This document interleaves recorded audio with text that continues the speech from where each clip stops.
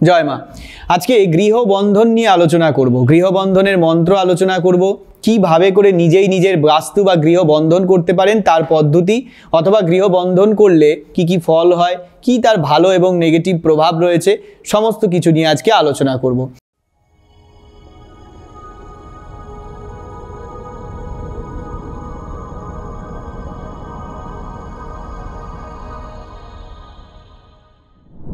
গৃহবন্ধন কেন করা হয় আগে আমাদের জানতে হবে। দেখুন, আমরা অনেক সময় কোনো জ্যোতিষতান্ত্রিকের কাছে গিয়ে বলি আমাদের বাড়িতে বাস্তুতে কেউ বারবার ক্ষতি করছে, তার জন্য আমাদের বাড়ি বা গৃহ বাস্তুটা বন্ধন করে দিতে হবে। অর্থাৎ কেউ যাতে আমাদের বাস্তুতে আর কোনো ক্ষতি না করতে পারে, আমাদের বাস্তুর যাতে কোনো রকম কোনো নেগেটিভ ঊর্জা প্রবেশ না করতে পারে, কেউ সেটা চালান করে দিক, সেটা নিজের থেকে আসুক বা কোনোভাবে সেটি সমস্যা তৈরি হোক না কেন, আমাদের বাস্তুতে যাতে কোনো সমস্যার দ্বারা আমরা প্রতিহত না হই বা আমাদের বাস্তুর যাতে কোনো ক্ষয়ক্ষতি না হয়, তার জন্য আমরা যে কোনো তান্ত্রিককে দিয়ে বা কাউকে দিয়ে বাস্তুর বন্ধনটা করিয়ে নিয়ে থাকি।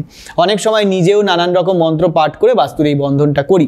এইবার এই বাস্তু কিভাবে করে বন্ধন করা হয়, অনেকে ত্রিশূল দিয়ে বাস্তু বন্ধন করে, ত্রিশূলে মন্ত্রপুত করে, ত্রিশূল যজ্ঞের আগুনে তাকে তপ্ত করে তার মধ্যে প্রতিষ্ঠা করে ত্রিশূল দ্বারা বাড়ির চার কোণায় চারটে ত্রিশূল পুঁতে বাস্তুবন্ধন করে। অনেকে গাছ পুঁতে করে, নির্দিষ্ট কিছু গাছ আছে সেগুলো মন্ত্র পুত করে মন্ত্র পাঠ করতে করতে বাস্তুর নির্দিষ্ট দিকে নির্দিষ্ট দিনে তিথিতে পুঁতে দিলে ওই গাছ যতদিন সেই বাস্তুতে থাকবে ওই বাস্তু বন্ধন করা থাকবে। আবার অনেকে গাছের শেকড় পুঁতে, গাছের নির্দিষ্ট শেকড় আছে সেই সব শেকড়গুলো মাটিতে পুঁতে বাস্তুবন্ধন করে। তাবিজ দিয়ে বাস্তুবন্ধন করা যায়, অর্থাৎ বাড়ির নির্দিষ্ট স্থানে চৌকাঠে 5 পা 7 পা 2.5 পা অন্তর অন্তর সেই তাবিজগুলো মন্ত্রপুত করে পুঁততে পুঁততে যাওয়া হয়, সর্বশেষে বাড়ির পুরো বাস্তুটা বন্ধন করে দেওয়া হয়। এরকম বিভিন্ন আলাদা আলাদা পদ্ধতি আছে। লাঠি পুঁতে বাস্তু বন্ধন করা যায়, মন্ত্রপুত লাঠি যদি বাড়ির বাস্তুর কোথাও পুঁতে দেওয়া যায়, যতক্ষণ ওই লাঠি ওই বাস্তুতে পোতা থাকবে ততক্ষণ ওই বাস্তুর বন্ধন থাকবে।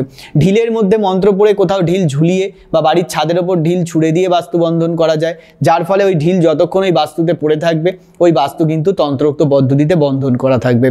গৃহের কোণে নানান দ্রব্য পুঁতে বা ঝুলিয়ে দিয়েও বাস্তুবন্ধন করা যায়। ছাই ভস্য দিয়েও করা যায়, যেটা বর্তমানে বেশি প্রচলিত। আমি দেখেছি বেশিরভাগ ক্ষেত্রেই বিভিন্ন তান্ত্রিক জ্যোতিষীরা করেন কি, হোমযজ্ঞ করে সেই যজ্ঞের ছাইটা ওই বাস্তুর নির্দিষ্ট স্থানে পুঁতে দেন, বলে দেন বাস্তুবন্ধন হয়ে গিয়েছে।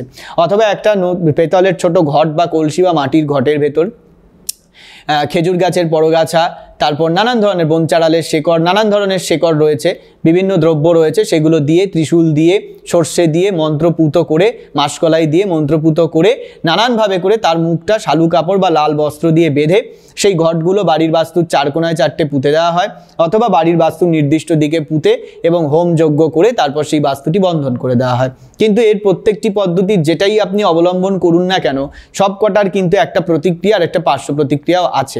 বাস্তু বন্ধন করলে মূলত বাড়ির যে কাজের লোক পরিচারিকা যারা হয়, আমি অন্য একটি ভিডিওতে যখন আলোচনা করছি যে বাড়িতে কাজের লোক আসার সমস্যা কেন হয়, দেখবেন সেখানে আমি বলেছি। তো সেরকমই বাড়ির বাস্তুতে যখন এই ক্রিয়াগুলি করা হয়, আমরা হয়তো মনে করছি বাড়ির বাস্তুটি কোনো অশুভ শক্তি, অপদেবতা বা খারাপ মানুষের হাত থেকে এটা রক্ষা পেয়ে গেল, এটা বন্ধন করে দিলাম, আর কোনো ক্ষতি হবে না। কিন্তু বাড়িতে কোনো কাজের লোক পরিচারিকা এরা আসা সেখানে বন্ধ হয়ে যেতে পারে, তারা এই বাস্তুতে প্রবেশ করতে বাধাপ্রাপ্ত হতে পারে। আবার পশু পাখি বাড়িতে যদি থাকে বা বাইরে থেকে উড়ে এসে বসে, তাদের ক্ষেত্রে বাধার সৃষ্টি হতে পারে। কারণ বাস্তু বন্ধন মানে আপনার বাস্তুটি ওই শক্তি দ্বারা পুরোপুরি করায়ত্ত হয়ে গেল, পুরোপুরি ওই শক্তির কবলে চলে গেল, শুভ শক্তির কবলেই হোক যাই হোক, এর একটা ভাইব্রেশন আছে। সেই ভাইব্রেশনটা ওই বাস্তুর বাইরে থেকে, বাস্তুর মালিক নয় এরম যে কোনো কিছু, একটি পাখিও যদি হয় সেটি কিন্তু প্রবেশ করতে তখন কিন্তু ভয় পাবে বা করতে পারবে না।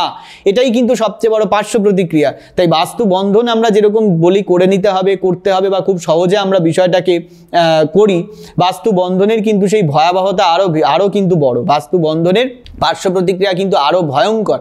তার জন্য বাস্তুতে এই ধরনের যদি বন্ধন করা হয়, এই বন্ধনগুলি করার পূর্বে আমাদেরকে অবশ্যই এই বিষয়ে আগে পিছে ভেবে চিন্তা করে তবেই কিন্তু প্রয়োগ করতে হবে, নইলে এই বাস্তু বন্ধনের ক্ষেত্রে পার্শ্ব প্রতিক্রিয়ার দ্বারা আমাদের প্রভাবিত হতে হবে।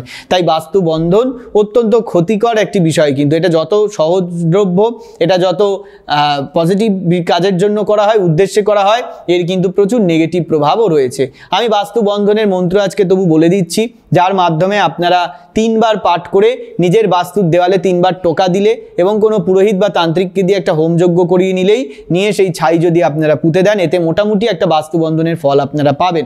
বাস্তুবন্ধন কিন্তু তবে ভিন্ন ভিন্ন মানুষ ভিন্ন ভিন্নভাবে করে, গুরুমুখী বিদ্যা। তবু একটা সংক্ষিপ্ত উপায় বলছি, এটা একটা দোহা বা কবিতা বা এটা একটা শবরমন্ত্র যাই বলুন না কেন, ভারী অদ্ভুত, কিন্তু এই মন্ত্র আদিবাসী পদ্ধতিতে ক্রিয়ার মাধ্যমে আমি লাভ করেছিলাম, সেই মন্ত্রই আজকে বলছি। এর মাধ্যমে কিন্তু বাস্তুবন্ধন করা যেতে পারে। তাই আপনি নিজেও নিজের বাস্তু এইভাবে বন্ধন করতে পারবেন, কিন্তু বেশি দিন থাকবে না, কারণ এই ধরনের বাস্তুবন্ধন মূলত 24 ঘন্টা, 7 দিন, 10 দিন, 11 দিনের মধ্যে নষ্ট হয়ে যায়।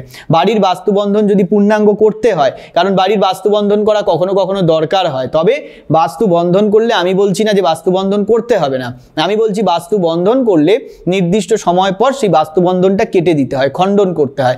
যদি খণ্ডন করা না জানা থাকে তাহলে বাস্তুবন্ধন প্রয়োগ করারও দরকার নেই, অন্যভাবে করে প্রতিকার করে বাস্তুর কিন্তু সমস্যা নিরূপণ করা যায়, সমস্যা সমাধান করা যায়। তাই বাস্তুবন্ধন করতে গেলে অবশ্যই খণ্ডন করা জানতে হবে এবং বাস্তুবন্ধন করলে নির্দিষ্ট সময় পর সেই বাস্তুর দোষ, সেই বাস্তুবন্ধন কিন্তু খণ্ডন করতে হবে। আমি মন্ত্রটি বলে দিচ্ছি। মন্ত্রটি হচ্ছে, একদিন গিয়েছিলাম বাল্মীকি মুনির কাছে, রাম লক্ষণ 2 মুন্ডু কেটে দিল আমার হাতে, রামের মুন্ডু দিলাম বাস্তুর বামদে বসিয়ে, লক্ষণের মুন্ডু দিলাম বাস্তুর রয়ে রয়ে বইসে, ব্রামে রমে সংকন্ধে মেয়ে করিবে ঘা, দুর্গা ঠাকুর রনি রক্ত খা, কার আজ্ঞে কাম কামিক্ষের, হাতির ঝি চণ্ডীর আজ্ঞে, কালীঘাটের কালীমার আজ্ঞে, আমার এই বাস্তুবন্ধের 7.5 দিন থাকবে। এটা একটা আদিবাসী মন্ত্র, আদিবাসী শবর মন্ত্র বলতে পারেন।